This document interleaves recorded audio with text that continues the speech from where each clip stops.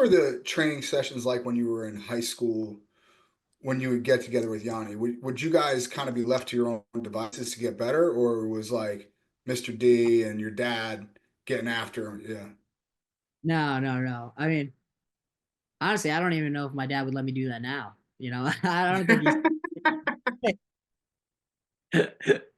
uh, no, it's funny, but no, it was definitely a lot of structure.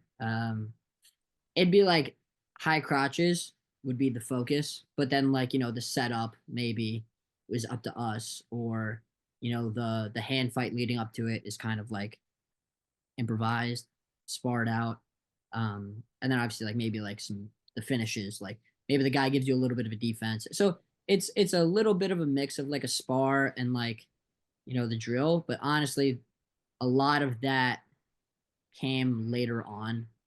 You know, senior year of high school, college is when we started like actually, s- you know, understanding how to spar out positions correctly, or at least I did. Um, Mhm. because but just getting reps, good reps, and then obviously wrestling live with someone. Um, we did a lot of live. I looking back, it's like I honestly don't know how I wrestled so much live as a kid. I remember my dad. We would do so. The structure of our practices at VHW, where my dad's gym. We come in, do a little warm up, 10, 15 minutes of just like jogging, front rolls, back rolls, cartwheels, handstands, like all that stuff. A little stretch. We come in, we do high crotches, single leg finish on the ground, then single leg, he sprawls, cut corner to a double. Then we would do double legs. Then we would go fake snap, front headlock, run behind.